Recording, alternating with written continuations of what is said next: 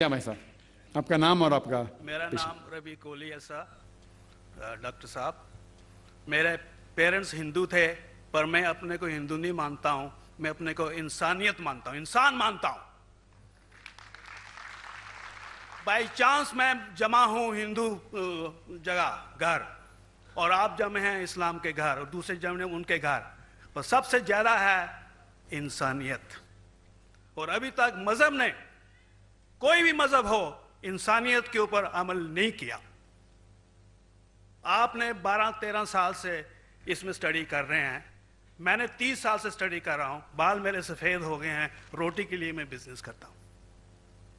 पर जो किताबों के आपने पढ़े हैं, आपने ये जांच की वो किताबें किसने लिखी हैं? हजारों साल बाद लिखी हैं। पहले एक जुबान की बात होती थी, कोई राम राम राम कह के उसके कहावत है मर मर मर कहने लगा, उसको पूजना है। वेदा ऐसी थी, ग्रीक मैथोलॉजी ऐसी थी, इजिप्शियन मैथोलॉजी ऐसी थी, एब्राहम से लेके मोसेस तक, और आपके मोहम्मद साहब के तक। आपका मोहम्मद साहब का जो किताब लिखेगी कुरान, 50 साल बाद लिखेगी, और नहीं 40-50 कोई भी हो।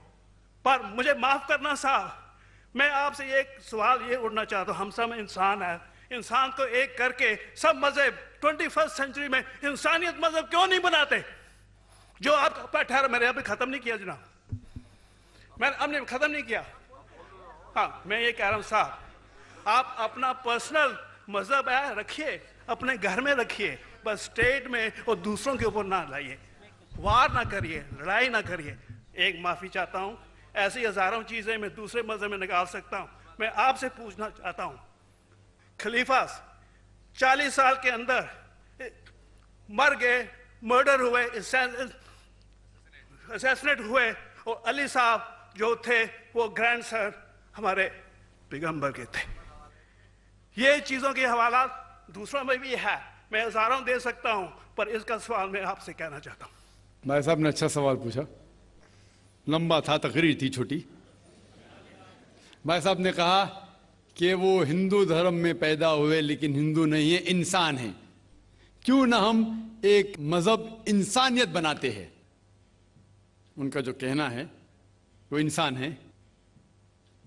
भाई साहब, हर शख्स, हर इंसान जो पैदा होता है वो इंसानी होता है, लेकिन सिर्फ इंसान होना काफी नहीं है। इंसान होना जरूरी है। हर मुसलमान पहले इंसान होना जरूरी है उसे। इस्लाम की सारे बातें, एक भी बातें मैंने कहा मैं तकरीर में, इंसानियत के खिलाफ नहीं है। एक भी बातें मैं चैलेंज करता हूं, आप एक भी बात इस्लाम की बुनियादी बात बताओ जो इंसानियत के खिलाफ है। मुसलमान होने के लिए अच्छा इंसान होना जरूरी है। अगर आप अच्छे इंसान नहीं हैं तो मुसलमान हो ही नहीं सकते। लेकिन सिर्फ अच्छा इंसान होना काफी नहीं है। मिसाल के तौर पे डॉक्टर बनने के लिए 10वीं पास करना जरूरी है, फिर 12वीं, फिर डॉक्टरी। तो मैं कहूंगा डॉक्टर बनने के लिए स्कूल पास करना जरूरी है, लेकिन स्कूल पास करना काफी नहीं है।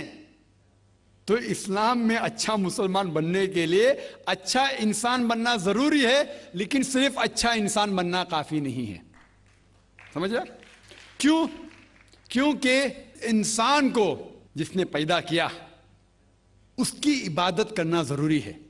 जिसने आपको पैदा किया, जिसने आपको पैदा किया, उसकी अगर आप इबादत नहीं करेंगे तो इंसानियत के नाम पे कलंक है।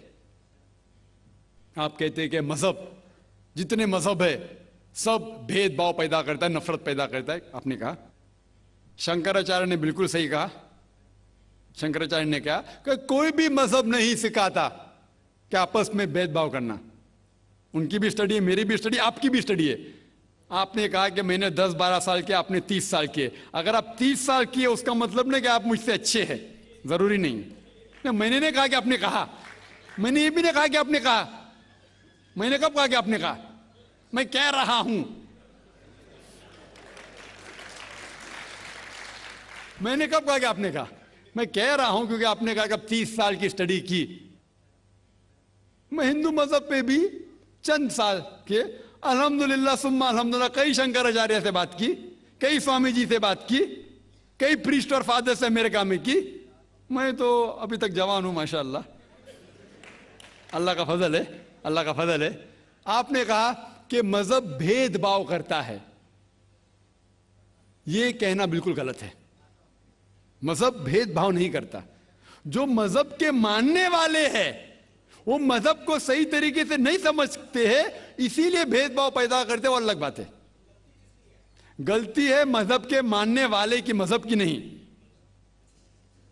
ये कह रहे हैं कि मजहब की, मिसाल के तौर पे एक मर्सिडीज कार है, मर्सिडीज कार है, मुझे ये जानना है कि मर्सिडीज कार कितनी अच्छी है। तो एक ड्राइवर मर्सिडीज कार चलाते जो ड्राइविंग जानते ही नहीं और मर्सिडीज कार को ठोक देते, तो किसकी गलती है, मर्सिडीज गाड़ी की कि ड्राइवर की? अगर आपको जानना है मर्सिडीज कार कितनी अच्छी है तो आपको यह देखना चाहिए स्पेसिफिकेशन, उसका पावर कितना है, हॉर्स पावर कितना है, माइलेज कितना है, सेफ्टी मेजर कितना है, उसकी तहकीक करने के बाद आपको कहना चाहिए कि कितनी अच्छी मर्सिडीज कार है। अगर जानना चाहिए कितनी अच्छी है तो उसको बिठाओ जो ड्राइविंग जानता है। तो इसीलिए इस्लाम को जानने के लिए मुसलमानों को मत देखो, अगर देखना है तो मोहम्मद सल्लल्लाहु अलैहि वसल्लम को देखो। आप मुझे मत देखो, मुझे मत देखो, हमारे आज के मुसलमान को मत देखो। देखो जो सबसे अच्छा ड्राइवर है, सबसे अच्छा इस्लाम को समझ चुका है, वो मोहम्मद सल्लल्लाहु अलैहि वसल्लम है। उनको देख के इस्लाम की तहकीक करो, और तहकीक करने के लिए आपको इस्लाम की किताब पे जाना पड़ेगा। और आपने जो कहा आखिर के अंदर कि सारी मजहब किताब बाद में लिखी गई, पहला कहना था, आप काफी हद तक के सही है, आप काफी हद तक के सही है कि आप बिल्कुल सही फरमाते, लेकिन यह कहना कि सारी मजहब की किताब, उसमें गलती है। अक्सर मजहब कितने किताब है, वेद हो, उपनिषद हो, बाइबल हो, ओल्ड टेस्टामेंट हो, न्यू टेस्टामेंट हो, आपने कहा मूसा अलैहिस्सलाम से लेके वहां से था, लेकिन आखिरी में जो आपने गलती की मोहम्मद सल्लल्लाहु अलैहि वसल्लम, वहां गलती की। आखिर में आके आप अटक गए, आखिर में आके आप फंस गए। आपने शायद इस्लाम का मुताला सही तरीके से नहीं किया होगा, आपने शायद अरुण शुरू की किताब पढ़ी होगी। अगर आप कोई मजहब का मुताला करना चाहते हैं तो जो मजहब को समझ चुका है उसकी किताब पढ़ो। आप अगर अरुण शुरू की किताब पढ़ेंगे और इस्लाम के मुताला करा कहेंगे, ये किधर का सही फैसला है? मैं कहता हूं अरुण शुरू जैसे लोग की पढ़ी होंगी, क्योंकि जब भी कुरान नाजिल हुआ, जब भी कुरान की आयत नाजिल होती थी, मोहम्मद सल्लल्लाहु अलैहि वसल्लम अनपढ़ थे। जब भी कोई आयत नाजिल होती थी वो उसे याद करते थे और अपने साथियों सहाबा से उसकी तिलावत करते थे और सहाबा फौरन उसे लिख लेते थे। तो मोहम्मद सल्लल्लाहु अलैहि वसल्लम की मौजूदगी में हर आयत लिखी जाती थी और वो उसे चेक कर, मिसाल के तौर पे इक़रा बिस्मि रब्बिकल लज़ी खलक़ आयत नाजिल हुई, उन्होंने याद किया, सहाबा से कहा, सहाबा ने लिखा इक़रा बिस्मि रब्बिकल लज़ी खलक़, पढ़ के सुनाओ, पढ़ा, हाँ सही। अगर गलती होती तो वहीं टोक देते थे। तो मोहम्मद सल्लल्लाहु अलैहि वसल्लम की मौजूदगी में जब भी अल्लाह सुब्हानहू व तआला आयत नाजिल करते थे वो याद करते थे और लिखवाते थे और चेक भी करते थे। सारा कुरान मजीद मोहम्मद सल्लल्लाहु अलैहि वसल्लम की मौजूदगी में लिखा गया। आप जो कह रहे वो हजरत उस्मान का जिक्र कर रहे, वही तो अफसोस की बात है, आपने सही मुताला किया ही नहीं। हजरत उस्मान ने कई साल बाद, 40-50 साल बाद, जो आप कह रहे 40-50 यहां से आपको आया, उनने क्या कहा कि इस कुरान मजीद का जो नुस्खा है उसको और नुस्खे बनाए जाए और बाकी लोग में फैला दिया जाए, क्योंकि लोग को इख्तिलाफ था रवानगी के अंदर। तो उसको दूर करने के लिए हजरत उस्मान रज़ियल्लाहु अन्हु उनने कहा कि जो नुस्खा मोहम्मद सल्लल्लाहु अलैहि वसल्लम की मौजूदगी में था, उनने अपनी बीवी को दिया, हजरत हफ्सा को, और जो हजरत उमर की बेटी थी उनके पास महफूज था, उनने लिया, और सहाबा 5-6 सहाबा जो ज़ैद बिन थाबित रज़ियल्लाहु अन्हु उनकी सदारत में उसकी नकल की, और ये नकल हुए नुस्खे को दुनिया के अलग अलग जगह पे फैलाइए। और एक नुस्खा अब भी मौजूद है कोप्टा की म्यूजियम में, कोप्टा की म्यूजियम इस्तांबुल में। तो आप जो जिक्र कर रहे हैं वो उतारे हुए कुरान शरीफ का जिक्र कर रहे, जो हकीकत में कुरान शरीफ है वो मोहम्मद सल्लल्लाहु अलैहि वसल्लम की मौजूदगी में लिखा गया था। उनने खुद उसको चेक की क्या सही था, और जब भी आयत नाजिल होती थी अपनी सही जगह पे उसे लिखवा लेते थे मोहम्मद सल्लल्लाहु अलैहि वसल्लम। तो ये कहना बाकी मजहब की किताब में अक्सर अब सही है। मिसाल के तौर के ऊपर बाइबल 70 ईयर्स बाद लिखा गया है, वेद वो सैकड़ों साल बाद लिखा गया है।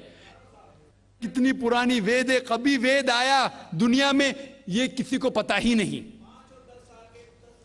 वो आपके हिसाब से, स्वामी दयानंद सरस्वती के हिसाब से 1310 मिलियन ईयर्स ओल्ड, 1310। आप थोड़ी ठेकेदार है मजहब के, आप ठेकेदार है मजहब के क्या? नहीं ठेकेदार है ना।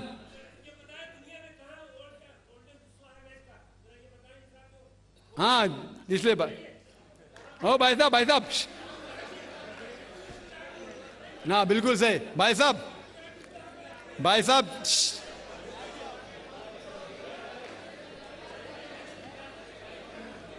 साहब, इसीलिए इख्तिलाफ जो है ये कम इल्मी के वजह से।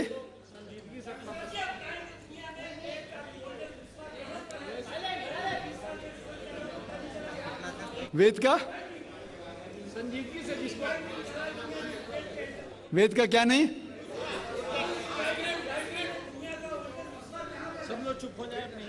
भाई साहब ने कहा कि दुनिया का सबसे ओल्डेस्ट स्क्रिप्ट वेद है, वो कुछ हिस्टोरियंस कहते हैं। बट ओल्ड होना मतलब नहीं कि सही। जो कुछ ओल्ड है वो सबसे बेहतर होना जरूरी नहीं। मिसाल के तौर पे मेरे पास पुरानी गाड़ी है 50 साल पुरानी, उसका मतलब नहीं कि नई गाड़ी से अच्छी है। ये भी हो सकता है कि पुरानी गाड़ी नई गाड़ी से अच्छी हो सकती है। मेरे पास मर्सिडीज कार है 5 साल पुरानी, जो नई मारुति से अच्छी होंगी। तो ये कहना कि कोई किताब या कोई मजहब पुराना इसलिए बेहतर है, बिल्कुल गलत है। जो आदमी को अक्ल है वो कभी भी ऐसा नहीं कहेगा कि पुरानी चीज बेहतर, नई चीज बेहतर। वो चीज बेहतर है जो हक के ऊपर है। जो चीज हक के ऊपर है वो चीज बेहतर है। तो भाई साहब, आपकी जो तहकीक है मजहबी किताबों पे जरा कमजोर और गलत है। आपको फिर से और 30 साल लगाने पड़ेगा इंशाअल्लाह। इंशाअल्लाह। जी हाँ भाई साहब, पूछिए।